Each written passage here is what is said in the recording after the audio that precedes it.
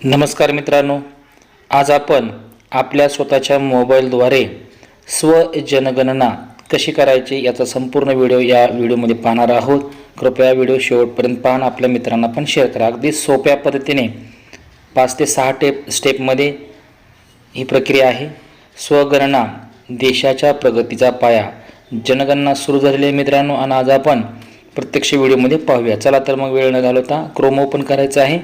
क्रोमवरती एक वेबसाईट टाकायचं आहे, त्याचं नाव तुम्ही इथं पहा, se.census.gov.in. हे सर्च करा. सर्च केल्याबरोबर पहिल्या स्टॅपला आपण क्लिक करायचं आहे. या वेबसाईटवर आपण अधिकृतरित्या पोहोचतो. पहा, या ठिकाणी वेबसाईट ओपन झालेली आहे. सर्वप्रथम आपल्याला स्टेट UT म्हणजे आपला या ठिकाणी राज्य निवडायचं आहे. स्टेट UT आणि तुमचा खालचा कॅप्चा आपण आहे तो जशाला तसा टाकायचा आहे. तर आता महाराष्ट्र आहे आपलं राज्य.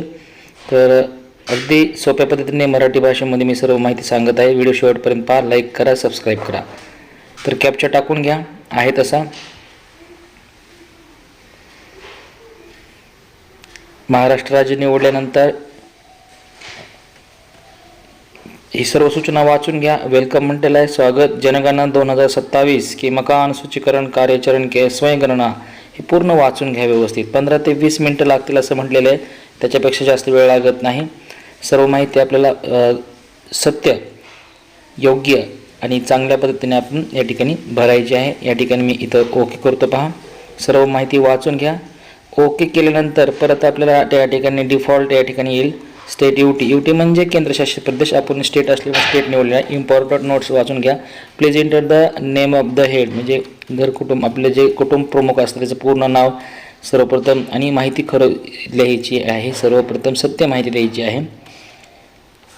हे काही या ठिकाणी यूट्यूबच्या लिंक्स वगैरे तुम्ही पाहू शकता. आता इथून आपल्याला सुरुवात करायची आहे. आता name of the head of the house hold म्हणजे घर कुटुंब प्रमुख जो असेल त्याचं तुम्हाला इथं नाव मेन्शन करायचं आहे, आणि मोबाईल नंबर, शक्यतो आधारला अटॅच असणारा मोबाईल नंबर द्या म्हणजे OTP यायला सोपं होईल. आता मी माझं या ठिकाणी नमुना म्हणून हा डेमो मी या ठिकाणी व्हिडिओ करत आहे. या ठिकाणी माहिती मी एक जणांची भरतो. मोबाईल नंबर त्यांचा टाकतो. मोबाईल नंबर टाकल्यानंतर त्यांना एक OTP येईल. तो OTP आपण या ठिकाणी मेन्शन करूया. पहा, आता इथे ईमेल ID या ठिकाणी एक लक्षात घ्या, स्टार ज्या ठिकाणी रेड कलरमध्ये आहे त्या ठिकाणी त्या माहिती भरणं आवश्यक आहे. जिथं स्टार नसतं त्या ठिकाणी ती माहिती भरणं आवश्यक नाही. या ठिकाणी OTP त्यांना आलेला आहे, त्यांच्याकडून OTP घेऊया आणि OTP या ठिकाणी मेन्शन करूया. आणि आता आपल्याला इथे एक महत्त्वाची काळजी घ्यायची आहे, ती म्हणजे हे माहिती भरताना तुम्हाला भाषा निवडायची आहे. तुम्हाला मराठी भाषेमध्येच प्रश्न पाहिजे असेल तर मराठी निवडा, हिंदी असेल तर हिंदी, इंग्रजी असेल तर इंग्रजी. शक्यतो तुम्ही मराठी निवडेल जेणेकरून आपल्याला समजायला सोपं जाईल.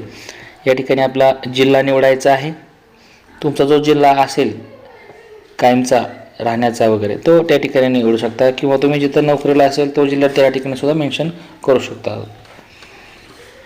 ज्या ठिकाणी आपल्याला जनगणना तुमची करून घ्यायची आहे तिथं तुम्ही करू शकता, पण कुठे पण एकदाच केली जाणार आहे. त्यामुळे जिथं तुम्ही ड्युटीला आहात तिथं सुद्धा तुम्ही करू शकता. आणि ज्या ठिकाणी मूळ असेल त्यामुळे त्या ठिकाणी आपण भरलेल्या माहितीचा आपण जो क्रमांक येणार आहे आपल्याला तो नंबर आपण त्यांना देऊन टाकायचा, म्हणजे एकाच ठिकाणी जनगणना धरली जाईल. ओके. तर या ठिकाणी आपण जिल्हा निवडायचा आहे, तालुक्याचा कोड नंबर टाकायचा आहे, तुम्ही जिथं राहता त्या ठिकाणचा पोस्टल कोड या ठिकाणी टाकायचा. बरोबर तुमचं गावाचं नाव वगैरे त्या ठिकाणी मेन्शन करेल, आणि त्याचा मॅप पण तुम्हाला खाली दाखवेल. त्या मॅपमध्ये तुम्हाला बरोबर ॲरो तुम्हाला तुमचं घर दिसत असेल मॅपवर झूम करून वगैरे पहा आणि सिलेक्ट करून टाका आणि ओके म्हणा. तर या ठिकाणी मी आता ज्यांची माहिती बघू त्यांचा मी या ठिकाणी पत्ता टाकतो, आणि या ठिकाणी तुम्ही पाहू शकता खाली मॅप पण त्यांचा या ठिकाणी दाखवत आहेत व्यवस्थित. ज्या ठिकाणी ते ज्या भागात राहतात त्यांचा त्या मॅप मी सिलेक्ट करतो. थोडंसं झूम करायचं आहे व्यवस्थित, काळजीपूर्वक इंटरनेटमध्ये तुम्ही जाऊन रेंज असावी व्यवस्थित मॅप झूम करून. हे आवश्यक नाही आहे म्हणजे तुम्हाला मॅपच करायचं कंपल्सरी नाही आहे, पण पत्ता टाकल्यानंतर ॲटोमॅटिक ते मेन्शन करेल. आणि शोधा म्हटलेलं आहे, याचा अर्थ तुम्ही मॅपमध्ये जाऊन त्यांचं आपण घर वगैरे किंवा ती जागा आपण सिलेक्ट करून व्यवस्थित आपण मार्किंग करून घ्यायचे आहे. नाही केलं तरी चालेल, आपण पुढे जाऊ शकतो, तसं काही नाही आहे, कंपल्सरी नाही आहे. पण आपण माहिती भरतोय तर ते करेक्टली माहिती भरूया. थोडा वेळ घेत आहे, व्यवस्थित झूम वगैरे करून त्यांचं ठिकाण वगैरे लोकेशन करून अक्षांश रेखांश त्या ठिकाणी दाखवत आहे. आणि मराठीमध्ये म्हणते बघा स्थानाची पुष्टी करा आणि वाचून घ्या व्यवस्थित. तुमचं स्थान वगैरे सगळं या ठिकाणी दिलेलं आहे, जिल्हा दिलेला आहे आणि तुम्ही निवडलेल्या स्थानापुढे पुढे जायचं आहे काय तर होय म्हणा. आणि होय म्हटल्यानंतर थोडासा अजून मॅप जर थोडा प्रॉब्लेम येत असेल तर थोडासा वेळ घेईल, पण काळजीपूर्वक ती माहिती भरा. आता या ठिकाणी स्टेप नंबर 2 आलेली आहे, तर इथं आपली प्रश्नावली सुरू झालेली आहे. आता बघा मराठी आपण भाषा सिलेक्ट केल्यामुळे मराठी या ठिकाणी आलेली आहे. आता गणनघराची जमीन म्हणजे फ्लोअरिंग कसं आहे खालचं, म्हणजे जमीन घरातली फरशी असेल तर खाली बघा मोझॅइक स्टाईल्स म्हणून आहे. सिमेंटचा असेल कोबा केलेला, दगडाचे असेल, पक्क्या विटांची केली असेल, लाकूड बांबू एक कसे असेल ते प्रश्नावली व्यवस्थित तुम्हाला प्रश्नानुसार तुम्हाला समजेलच. आता काही अडचण नाही, व्यवस्थित टिक मार्क करा. एका वेळेस एकच टिक करायची आहे प्रत्येकाला. गणनघराची भिंत कशी आहे यासाठी मुख्यतः वापरलेलं साहित्य कशा पद्धतीत आहे. आता स्लॅबचं घर असेल तर अर्थातच कॉन्क्रीट वापरलेलं आहे, त्यामुळे कॉन्क्रीटला क्लिक करूया. घराला स्लॅब होतं त्यांच्या, तर त्यांच्या घराला स्लॅब दिसल्यामुळे कॉन्क्रीट मी या ठिकाणी निवडणार. तुम्हाला जे असेल प्लास्टिक दिसेल, पत्रा दिसेल, ते सर्व ऑप्शन आहे, तुम्ही व्यवस्थित वाचा आणि त्यानुसार टिक मार्क करा. गणनघराची स्थिती कशी आहे, सध्या चांगली आहे, राहण्यास योग्य आहे किंवा मोडखळी झालेली आहे, ते सर्व तुम्ही प्रत्यक्ष पाहणारच आहात. आता स्वगणनामध्ये त्यांना त्यांचं माहीत असल्यामुळे ते क्लिक करू शकतात आणि जे तुमच्या घरी येणार आहेत ते सर्व तुमची स्थिती पाहूनच क्लिक करणार आहेत. त्यामुळे बिनधास्त सत्य माहिती द्या, काही अडचण नाही आणि पुढे जा आणि जतन करा, पुष्टी करा, याच्यावरती क्लिक करायचं ब्ल्यू कलरवरती. तिसरी स्टेप सुरू झालेली आहे पहा.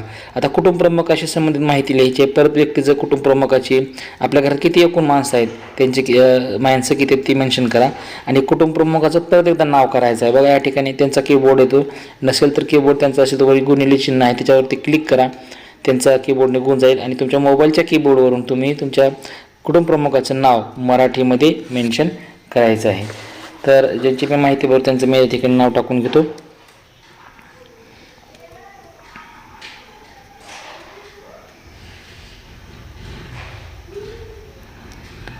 चला पुढे जाऊया. आता कुटुंब प्रमुखाचे लिंग मराठी पुरुष, स्त्री आणि ट्रान्सजेंडर असू याच्यातलं वाचून व्यवस्थित तुम्ही पुरुषवर क्लिक करतो, कारण कुटुंब प्रमुख हे पुरुष आहेत. जर अनुसूचित जात त्यांची जात पण विचारायची आहे आपल्याला, जात माहीत आहे त्यामुळे ज्या जातीचे आहे त्यावरती क्लिक करूया. घराच्या मालकीची स्थिती कशी आहे, ते स्वतःचे आहे का भाड्याचे आहे किंवा भाड्याचे आणि कुठे स्वतःचे घर नसलेले, असे म्हणजे विविध प्रश्न आहेत ते वाचून तुम्ही. आता जनगणना असल्यामुळे जनगणना असल्यामुळे तुम्हाला माहिती आहे तुम्ही कुठे कशा पद्धतीने राहताय वगैरे व्यवस्थित वाचून घ्यायचं आहे. निवास योग्य. आता इथं काय म्हटलेलं आहे, खोल्या संख्या विचारलं आहे, 3 खोल्या तर 3 खोल्या देऊया. आता ते जोडप्यांची संख्या म्हणजे इथे एक प्रश्न महत्त्वाचा आहे बघा. आणि आईवडिलांकडे राहत असेल तर आईवडील एक जोडपं होणार आणि तुमचं लग्न झालं असेल तर तुमचं एक जोडपं 2. तर त्या समजा तुम्ही स्वतः नवरा बायको राहत असेल तर एकच जोडपं असं सिलेक्ट करायचं आहे. कुटुंबास या ठिकाणी ज्या सुविधा आहेत पिण्याच्या पाण्याच्या वगैरे ते कशा पद्धतीच्या आहेत, त्यांच्या घरी बोर असेल तर बोरवेलला क्लिक करा. नदी, नाला, हातपंप, विहिरी, तर इथं बोरवेलचं असेल तर ट्यूबवेल असेल किंवा त्याला ऑप्शन बोरवेल आहे. बोरवेल असेल तर ठीक आहे, त्याला सिलेक्ट करा. पिण्याच्या पाण्याची उपलब्ध असणारे स्रोत कसं आहे, परिसरात म्हणजे बोर जवळच असेल तर परिसरात क्लिक करा. परिसरात म्हणजे घरातच असल्यासारखं आहे आणि परिसराजवळ म्हणजे आपल्या घराच्या बाहेर, तर परिसरात म्हणजे घरातच आहे त्यामुळे परिसरात क्लिक करूया. प्रकाशाचा स्रोत कसा आहे, प्रवास नाही प्रकाशाचा स्रोत या ठिकाणी वीज असेल किंवा सौर ऊर्जेचा वापर करत असतील किंवा तुम्ही रॉकेल तेल वगैरे इतर वापर करता त्यावरती वाचून व्यवस्थित क्लिक करा. मी इथं वीजला क्लिक करतो. शौचालय आहे का, तर इथं स्वतः वापरत असेल तर बघा इथं म्हटलेलं की केवळ कुटुंबासाठी. आणि शौचालयाचा दुसरा एक प्रकार असा खाली व्यवस्थित वाचा, त्यातली जे तरी तुम्हाला क्लिक करावं असं वाटतं प्रश्न वाचून तुमच्या लक्षात येईल की ते घाण वगैरे कशी तुम्ही सोडलेली आहे, पाईपद्वारे सोडलेली आहे किंवा सेफ्टी टँक आहे वगैरे. तुम्ही ते जे असेल ते तुमचं जर शोषखड्डाचं असेल तर तिथं सेफ्टी टँकला क्लिक करा. वेगवेगळ्या प्रकारचे खड्डे असतात त्याला नाव पण त्यांनी वेगवेगळ्या पद्धत दिली आहे, ते वाचून यायचे की तुम्ही तिथं नाही जरी क्लिक केलं तरी चालेल, पण वरी तर तुम्ही शौचालय आहे म्हणून क्लिक केलं तरी चालेल. फक्त प्रकार कोणता आहे ते आपण एकदा क्लिक करायला आवश्यक आहे. कंपल्सरी नाही आहे, स्टार नाही आहे त्याच्यासमोर, पण जे प्रश्न आणि उपप्रश्न आहेत त्याचे, त्यामुळे ते वाचा, व्यवस्थित वाचा. तुमच्या लक्षात येईल स्नानगृह आहे तर हो आहे म्हटलेलं आहे.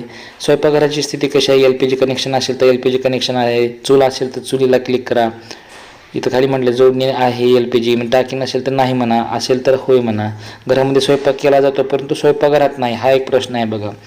आता घरामध्ये LPG आहे वगैरे, इथं दोन्हीकडे एकदाच क्लिक होते, त्यामुळे व्यवस्थित प्रश्न वाचून वर केल्यानंतर खाली डबल क्लिक करायची गरज नाही. प्रश्न तुम्ही बघू शकता, खाली क्लिक केलं तर निघून जातात वरचं, त्यामुळे वरती LPG आहे मी याच्यावरती क्लिक करतो. स्वयंपाक घरासाठी वापरण्यात येणारे मुख्य इंधन कसं आहे, जळाव लाकूड आहे, LPG असेल, कोळसा आहे का, शेणाच्या गवऱ्या वापरतात का, वीज, हे प्रश्न खूप सारे आहेत. त्यातली LPGला सिलेक्ट करा. बरेच जणांकडे तर LPG गॅस आहे. आणि आता जतन करून पुढे जाऊया. आता पुढची स्टेप येणार आहे 5वी, कुटुंबाने धारण केलेली मालमत्ता, म्हणजे रेडिओ. घरात कुठल्या वस्तू आहेत सर्व मालमत्ता आपल्याला इकडे दाखवायची आहे. तर तुमच्याकडे जर मोबाईल स्मार्टफोन असेल तर त्यावरतीच तुम्ही रेडिओ ऐकता वगैरे तर सिलेक्ट करू शकता. दूरचित्रवाणी म्हणजे तुम्ही TV तुमच्याकडे कोणत्या पद्धतीचा आहे, डिश आहे का, निःशुल्क आहे, फ्रीवाला, DTH आहे का, तुम्हाला ते तुम्ही बॅलन्स टाकणारा केबल वगैरे आहे ते त्यावरती सिलेक्ट करा त्यानुसार. आता इंटरनेटची उपलब्ध कशी आहे, तुमच्याकडे लॅपटॉप संगणकावर वापरता का मोबाईलवरच वापरता इंटरनेट, तर तुमच्याकडे मोबाईलवर वापरत असेल तर मोबाईलवर सिलेक्ट करा. नसेल तर खाली तुम्हाला नाही म्हणून पण ऑप्शन आहे, तुम्ही काहीच वापरत नसेल, मोबाईल नाही म्हणू शकता, पण हे प्रश्न वाचून तुम्ही त्याचं उत्तर देऊ शकता. लॅपटॉप असेल तर होय म्हणा, नसेल तर नाही म्हणा. त्यानंतर दूरध्वनी, मोबाईल फोन, स्मार्टफोन यातले दोन्ही प्रकार असेल तर तिथं बघा दोन्ही म्हणून एक ऑप्शन आहे. स्मार्टफोन असेल तर स्मार्टफोन म्हणजे मोबाईल. तसं तुमच्या घरी सायकल, स्कूटर, मोटरसायकल आहे का, आता असेल तर मोपेड म्हणजे ज्या गाडीला गिअर नसतो त्याला मोपेड म्हणतात. तुमच्याकडे सर्व प्रकारचे सायकल गाडीचे दोन्ही प्रकार आहेत, ते दोन्हीला क्लिक करा. कार आहे, जीप असेल, तुमच्याकडे 4 व्हीलर असेल तर त्याला होय म्हणा, नसेल तर नाही म्हणा. पण सत्य माहिती देऊन टाका. कुटुंबात सेवन केले जाणारे मुख्य धान्य कोणते, तुम्ही कोणत्या पद्धतीचं अन्न म्हणजे तांदूळच खाता का. आता कोकणातले वगैरे तांदूळ सिलेक्ट करतील. आपल्याकडे आता मराठवाड्यातले शक्यतो ज्वारी किंवा गहू, या दोन्हीपैकी बाजरी, तिन्हीपैकी आपण एकाला क्लिक करू शकतो. एकच जणाला आपण क्लिक करा आणि माहिती सबमिट करून टाका. आता सर्व पूर्वावलोकन म्हणजे 6वी स्टेप आहे बघा, हे महत्त्वाचं. सगळं आपला फॉर्म भरलेला तुम्हाला तिथं पाहायला मिळतो. व्यवस्थित वाचून बघा. आपला फॉर्म भरलेला या ठिकाणी आपण वाचून बघू शकतो. अगदी सोप्या पद्धतीने तुम्हाला हे स्वगणना जनगणना करता येते. आणि इथे 3 प्रकार आहेत, पुष्टी करा आणि सादर करा. मसुदा सेव्ह करायचा असेल तर सेव्ह करून केशरी रंगावर क्लिक करून ठेवू शकता. आणि सबमिट करायचं असेल तर होय बटनावर क्लिक करा. आणि तुमच्या अशा पद्धतीने ही SEID खूप महत्त्वाचं आहे. आता ही ID काय करायचं आहे आपल्याला, आपल्या घरी जे नंतर कोण येणार आहेत जनगणनेसाठी, जे शिक्षक येणार आहेत, जे कोण अधिकारी येणार आहेत, त्यांना हा नंबर तुम्हाला मेन्शन करून द्यायचा आहे की बाबा आमचा हा जो नंबर आला H81 33 90 60 998, हा नंबर त्यांना द्या. म्हणजे त्यांना समजेल की तुमची जनगणना झाली आहे, तर तशी नोंद करतील ते. त्यामुळे सोप्या पद्धतीने तुमची जनगणना या ठिकाणी झालेली आहे अशा पद्धतीने. याचा मॅसेज पण तुम्हाला येऊन जाईल मित्रांनो. आणि याचा ईमेल पण आपल्याला अशा पद्धतीने हे मॅसेज असा तुम्हाला येणार आहे तुमच्या रजिस्टर्ड मोबाईल नंबरला. आणि याचा ईमेलसुद्धा तुम्हाला लगेच प्राप्त होणार आहे. म्हणजे तुमची जनगणना किती सोप्या पद्धतीने करून दिलेली आहे बघा. ह्याला डिजिटल जनगणना, ही आपली 16वी जनगणना या ठिकाणी भारताची होत आहे. तर व्हिडिओ आवडला तर नक्की शेअर करा आपल्या मित्र बांधवांना. धन्यवाद मित्रांनो.